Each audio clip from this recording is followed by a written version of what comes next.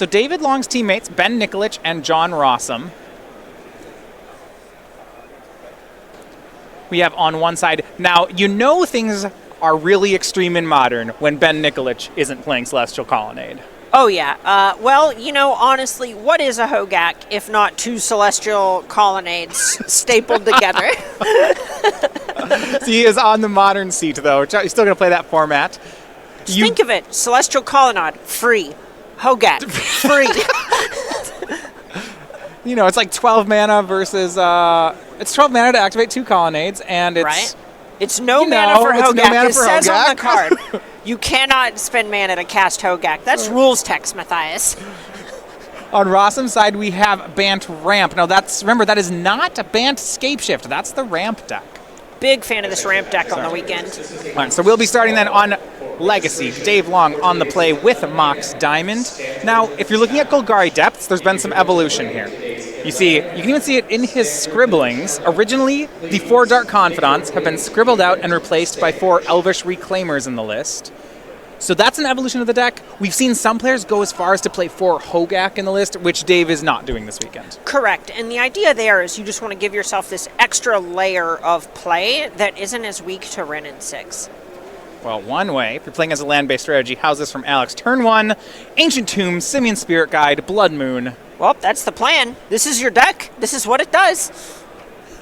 So you mentioned before that actually Dave has some play. If he has a Dark Depths in his hand, he can actually abuse this Blood Moon. Right, and him having a Mox Diamond means that he's not necessarily going to be knocked off colored mana here either. Right. It would take something like a Karn the Great Creator from Alex Hahn to actually stop Long from getting to, just get locked out of the game here. See, in response to the Blood Moon, Wasteland takes care of Ancient Tomb, both players without lands. But yeah, so you mentioned if he plays a Dark Depths here, it will have 0 ice counters, and then once that's in play, if he has one of his 3 main deck Abrupt Decays and destroys the Blood Moon, he will immediately get a 20/20. Yeah, it's just good math. Just good I magic. like the strategy. Look, if you'll notice, Alex Hahn, less than 20 life. Less than 20? Ooh. Mono red, not going to gain life. I like it. Now, the question is, does Alex have 20 cards in his hand? Because he does have 2 copies of Ensnaring Bridge that could shut that plan off. Yeah, and that's so much of why that this mono red prison deck is good right now. A lot of decks are being greedier with their mana because of cards like Wrenn and 6 just allow them to recur their fetch lands and so on. But that's just so much harder to do now. See a mountain from Alex and a pass. And here's where that Mox Diamond comes into play. David's land for the turn was Thespian Stage. But because he has Mox Diamond, he still has green mana available, which he can crop rotate it. Interestingly enough, he could have gone for Dark Depths here, but he goes for a basic Swamp. Right, and the big reason to grab your basic instead of a Dark Depths is you have more copies of Dark Depths than you do basics in the deck.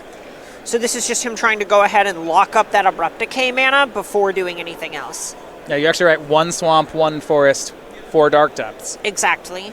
This is one of the ways that Long can kind of get out from under the Blood Moon a little bit. Without one of these quick Goblin Rabblemaster starts from the Mono Red Prison deck, it's going to take Alex a little bit to actually kill David, which means that Long kind of just take his time for now. Now, when we look at threats here... Uh-oh. Oh, wow. We see... Okay, I was going to say, Dark Depths, no counters. I was wondering if that was going to be an Abrupt Decay. It's just Vampire Hexmage for now. Beat down. 2/1 first strike. You know what that does? Blocks Goblin tokens all day. It's not bad. The threats on Alex's side. So he has Blood Moon to slow down Long, but you mentioned on 3 mana, he has Goblin Rabble-Masters, 2 Ensnaring Bridge, 2 Trinisphere. When it comes to the threats, we're really looking at 4 Chandra Torch of Defiance, 4 Karn the Great Creator. Those are on 4 mana. And if you'll notice, so look at this dynamic in the matchup. You mentioned those 2 Planeswalkers. Vampire Hexmage can just check Planeswalkers. So that's going to make it harder for Han to win. Sylvan Safekeeper from David. That will protect Merit Lage if it ever does show up. And we see a draw from Alex was Chalice of the Void. That one not going to have too much play anymore as David's cards are already on the table. Yeah, at this point, he's probably just going to end up deploying it on 1 to try and turn off future crop rotations, but he needs to find some sort of action to just check the creatures on the battlefield. His life total is a very real number in this case. And Chalice of the Void is on 1. Now, in a pinch, David can use the Vampire Hexmage to reset that Chalice, put it on 0. Hey, that's a 2-mana kill spell.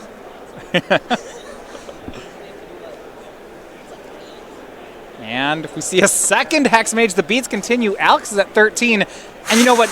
What started out as a bit of a meme here is becoming very real. Mediocre beats get me going. I'm here for this plan.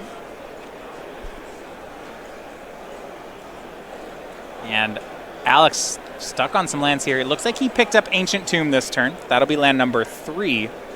But 6 cards in hand. He's going to need to find a way to get them on the table. Yeah, this is kind of the problem and why it was so strong for Long to go ahead and fire off that Wasteland on that turn 1 Ancient Tomb, is he knew that, this mono red prison deck doesn't actually play very many lands. Right. So Han kind of stumbled a little bit and is just falling behind on the battlefield. Alex checking his sideboard in game 1. Now that, to me, seems like you would have Karn the Great Creator in his hand. Yeah, this is the situation where it's not exactly a secret that this deck is a Karn the Great Creator deck, so he's not really spewing too much information. Long knows that with the amount of cards that Han hasn't been able to play, there are probably some 3 and 4 mana spells that have been stranded in his hand. Actually hard. Looking at his sideboard, the artifacts for Karn, we have Tormod's Crypt, Mycosynth Lattice, Liquimetal Coating, Sorcerer's Spyglass, and Ensnaring Bridge. Now this looks like a board where you'd want to get Ensnaring Bridge, except Alex still has a lot of cards in hand. Yeah, in this type of situation, the thing that you might be looking to try and turn off is something like, you might just look at Sorcerer's Spyglass or something to that effect, just in order to turn off these Hex Mages. Goblin Rabble Master for Alex. You mentioned these Dark Vampire Hex Mages, great at blocking. They will block the Goblin token. Oh my god, was that a 3rd Vampire Hex Mage Too off many. the top? How do you deal with so much first strike? That's what Han gets for trying to bring hexes to a Hex Mage fight. Ooh.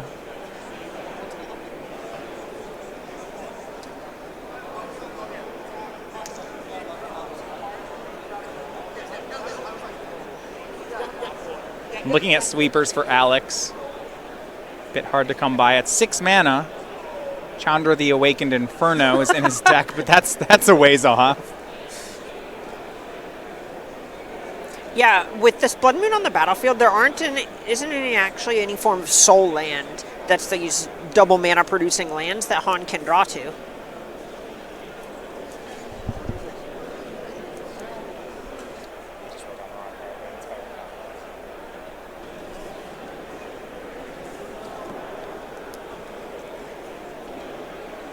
Alex to 11, 4 mana.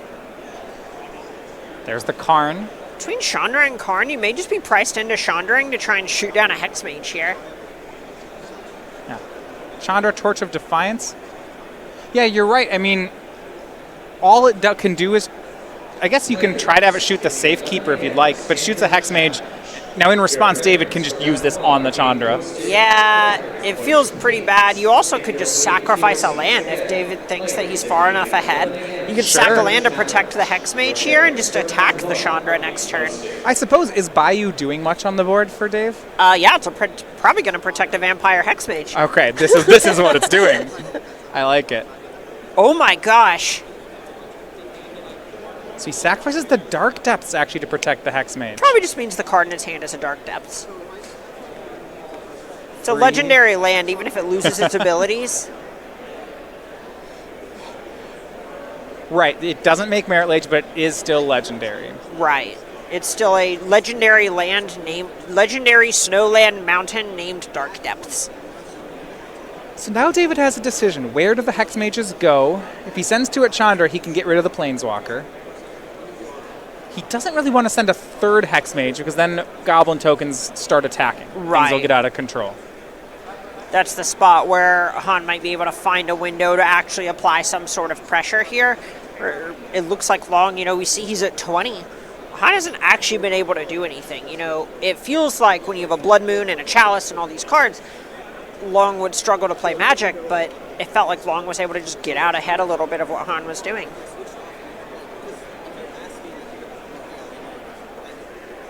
3 Hex Mages. It's like all of them on the attack. Dave might just want to race here. Has to decide where they're going. Oh, this could be really bad if all of these were to go upstairs and then Han just takes it, rolls up the Chandra, Torch of Defiance for mana, and then had a big Chandra, Awaken Inferno to sweep everything away. And that could just be disastrous. We saw a swing. It looks like it's all upstairs, and Alex blocked with the Rabble Master. I think the only way that plan makes sense is if exactly what you just mentioned, right? Because Chandra does 3 to all non-elementals. So that tells me that this Rabble Master is as good as dead. Oh, it is time. Yeah, Chandra, Awakened Inferno, the 6-mana Planeswalker. Oh my gosh. Sure, the Hex Mages might take the Planeswalkers with them, but... Yeah, here is 6-mana Chandra. Oh my gosh. Long's going to read it, but that's going to clean up the board. I'm going to guess creatures that start with Vampire and Sylvan are not elementals. No, they are. They are not. They are not. Appreciate that double check. Yeah. Vampire Shaman.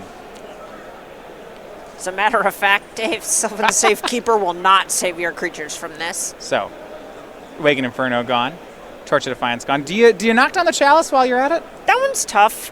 Yeah. Probably. Yeah. Yeah, get it out of there. Love it. Yeah, Chalice is still in play. Yeah, that's actually kind of the problem, because now the reason to do this is now Han doesn't have the ability to cast something like Chrome Mox. Fortunately, I think we still have another Hex Mage in the tank. 10 a.m. Mother Challenge players. There is the last Hex Mage. Alex is at 7. See if he has something left.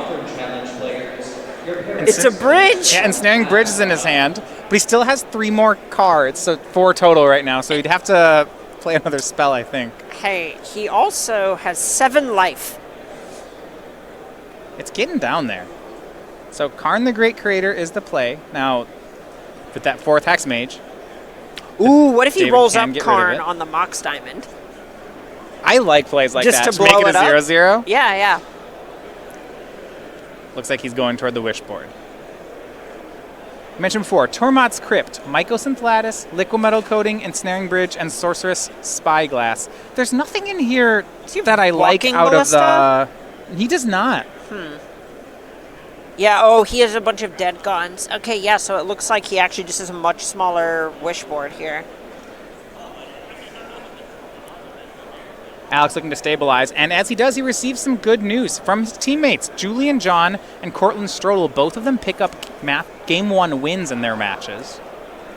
So an early lead for the team there.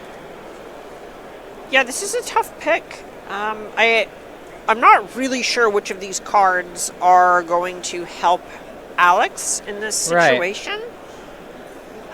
You know, I think Lattice is a little too aggressive to get here because the Karn is already off the board if Dave wants it. Yeah, the thought here may just be if Han has another copy of Karn, something like Liquid Metal Coating can force the hand of this Hex Mage. We see Duress. Well, that could certainly take the coating from David. We see Simian Spirit Guide, Ensnaring Bridge, Liquid Metal Coating, and Chalice of the Void. Feels like a pretty clear Ensnaring Bridge here. Okay, so if he doesn't take the bridge, then there's actually the line next turn where Han plays Chalice for 0 and just lets it get countered, and then pitches the Simian Spirit Guide to go down to 1 card in hand. Yeah, once the bridge is on the board, I think the game becomes a lot more difficult for Dave, and because of that, it feels like he has to duress it. Right, and you know, this is part of the reason that I kind of wish we had seen the roll-up with the Karn last turn on this Mox Diamond, because it would have made it so much harder for Long to play something like Abrupt Decay to get out from under the Ensnaring Bridge. Of course, he didn't know this duress was coming. Right. But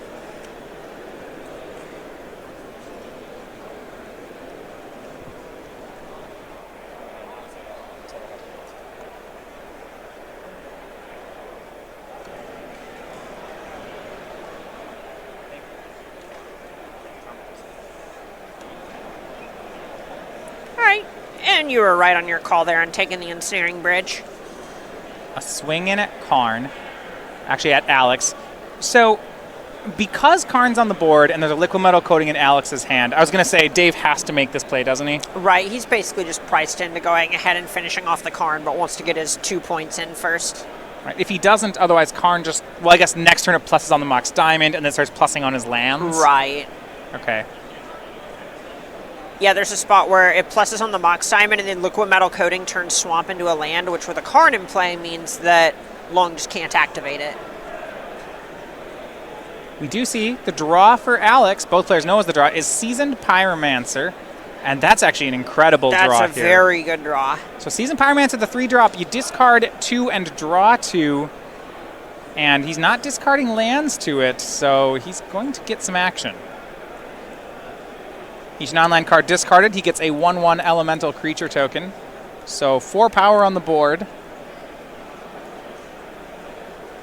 Chalice of the Void on 1. Things are looking good at the moment. I suppose Dave could still just top deck into Abrupt Decay, and then the game is literally on over. its head, yeah. Yeah.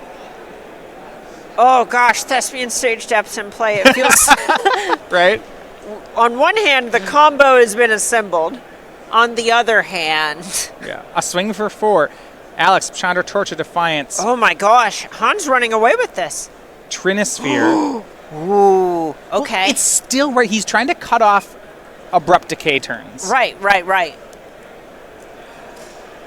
Urborg from David.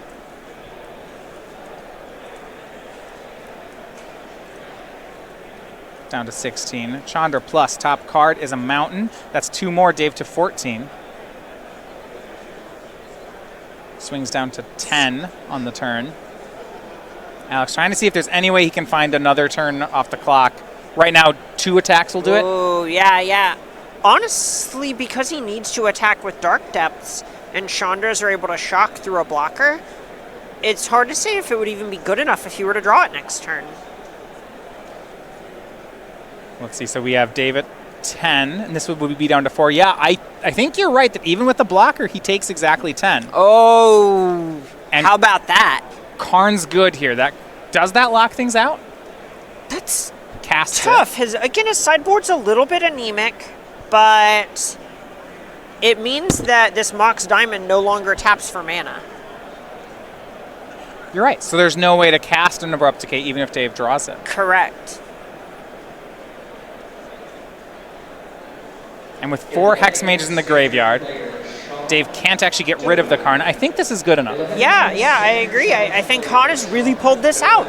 Here's a swing for 4. And Alex can even cast the bridge, right? Because between Chandra will finish the game either with an emblem or with pluses very quickly. Correct. 3 mana for Duress. Dave just wants some information. And not going to get it because that cost 1, so Chalice of the Void countered it. So Ding, Dave got the information Dave got is that Alex remembers his triggers. Look, you gotta keep him honest. Clean sweep round 1 for the team of Alex, Han, Julian John, and Cortland Strodl. Some interesting ones. Julian John, a month ago in the Philadelphia Open, actually teamed with David Long, with both the Long brothers, made it all the way to the win and in rounds. They find themselves on opposite sides of the table this weekend. Not the only former teammate playing against John this weekend either, with Rosum getting an open victory in Dallas last year in a team event sitting next to Julian John. Yeah, Julian John, John Rosum, Kevin King, their third. Yes. It was King John Rosum, the team. Rosum was a huge fan of the team name. How could you not be, really? It's not often you just get your own name in the team's last names. Oh, yeah, absolutely. Like, do you think there's someone out there named, like, Han John Strodl? That'd be a harder one to find. We will look at some sideboards of the players. So Dave Long, down a game, he has Surgical Extraction, Hymn to Turok, Pithing Needle, Plague Engineer. He has the 4th Abrupt Decay. An Assassin's Trophy is kind of a 5th Abrupt Decay. Right. Dryad Arbor, Duress, that would be his 4th copy. Caracas, and then a 2nd Sylvan Safekeeper. Now, correct me if I'm wrong here, it felt like the story of that game was Blood Moon. Yeah. Without that, I think David will manage to get the game. So because of that, there's a lot of cards here that can play against Blood Moon. How many of them does he want? All of them.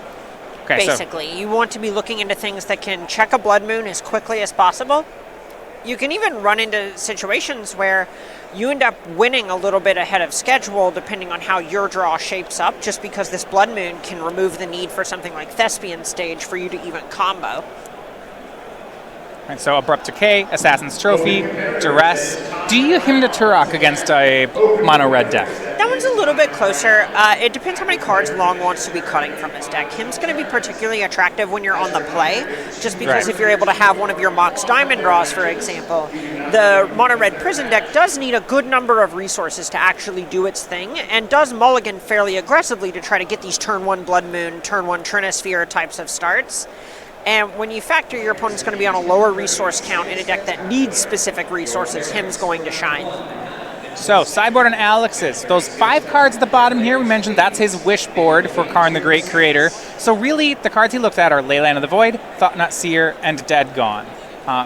Of those, each of them feels like they have their own target. Dead Gone is likely the one here. Yeah, Dead Gone's pretty nice. It does have the ability to unsummon a Merit Lage, which is basically why people play that card in the format, is specifically to check the 20/20 Flying Indestructible token. Yeah.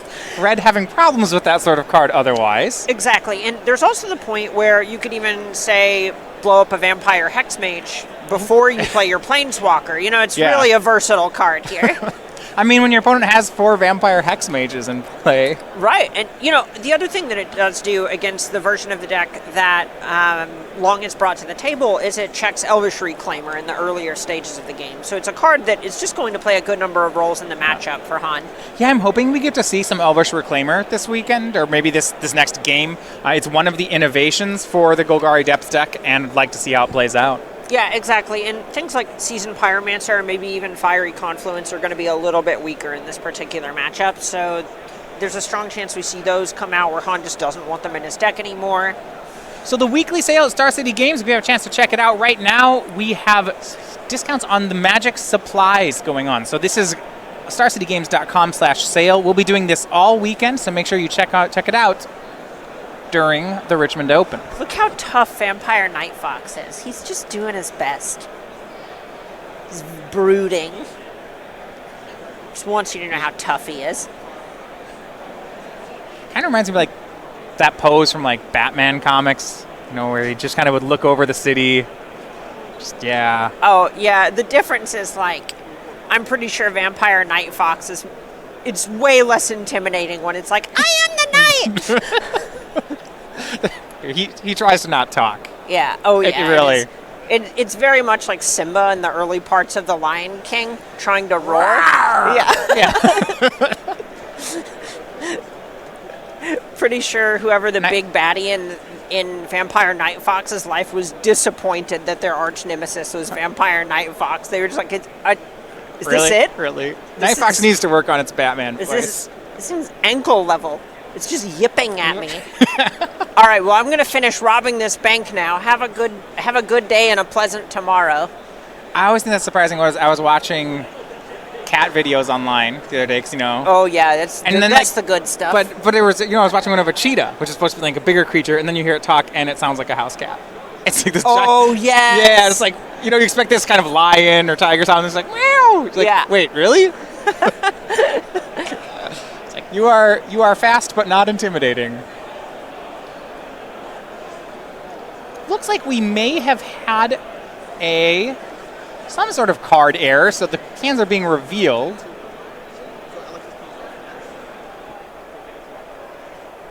Okay, so actually, I'll tell you what the update is that Julian John won Game 2, Cortland Strodl won Game 2. We have a 5-0, a clean sweep for Han, John, and Strodl. So rather than starting the game, Alex and Dave showed their opening hands and said, well, I wonder who would have won. That's kind of how the mono red prison deck kind of works sometimes, which is both good and bad. You'll run into situations where mono red goes, well, I had a turn 1 moon and a turn 2 Trinisphere. Was that good enough? So